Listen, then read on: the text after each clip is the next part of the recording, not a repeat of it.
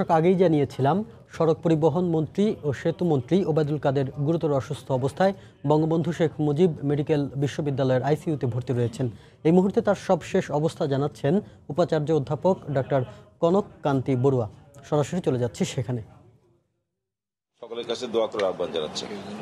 তার সাথে সাথে আরেকটা কথা বলি, অযথা যেন কেউ ভিড় না করে, একজন লোকেও যেন এসে এতে কিন্তু চিকিৎসার ব্যাঘাত ঘটে, চিকিৎসার ব্যাঘাত যাতে না ঘটে ওনার, সেজন্য সংশ্লিষ্ট চিকিৎসকরা ছাড়া এবং কেউ যেন এসে ভিড় না করেন, এবং আমিও গিয়ে সেখানে যেন ডিস্টার্ব না করি।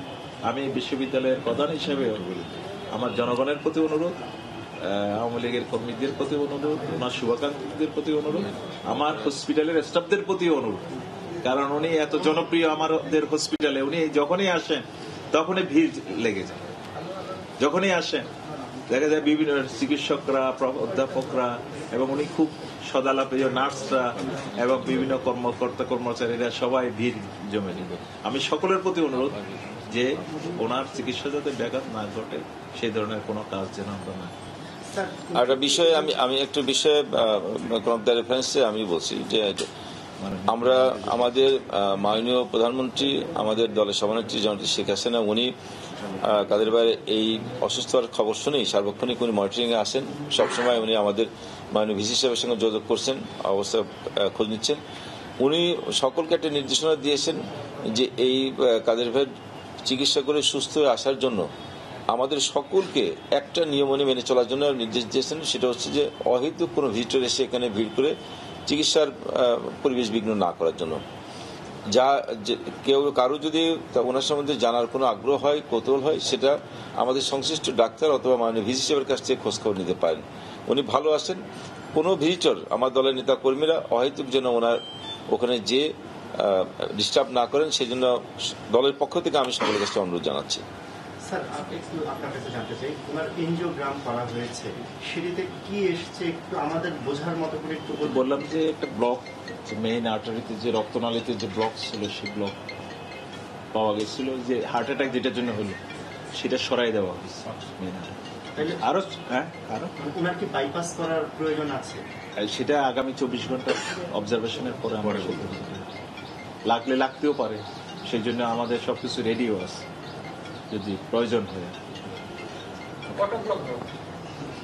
সেটা অবশ্য আমার, তোমরা সংখ্যাগুলো জিজ্ঞেস করতেছি সেটা আমার কার্ডিওলজির চেয়ারম্যান যিনি এটাতে ছিলেন।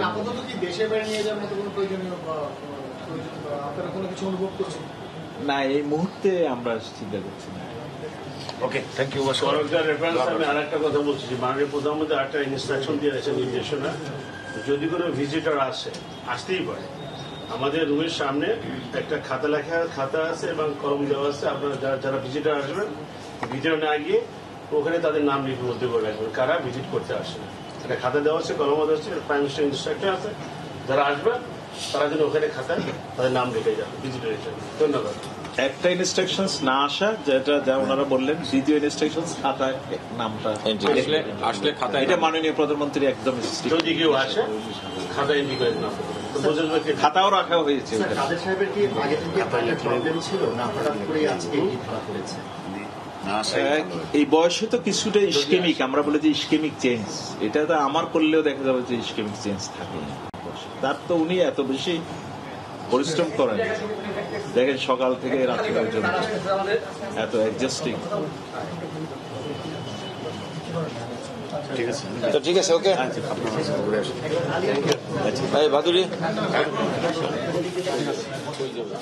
সড়ক পরিবহন ও সেতুমন্ত্রী ওবায়দুল কাদেরের শারীরিক অবস্থার সবশেষ খবর নিয়ে সাংবাদিকদের ব্রিফ করছিলেন উপাচার্য অধ্যাপক ডক্টর কনক কান্তি বড়ুয়া। আমরা এতক্ষণ ছিলাম সেখানে।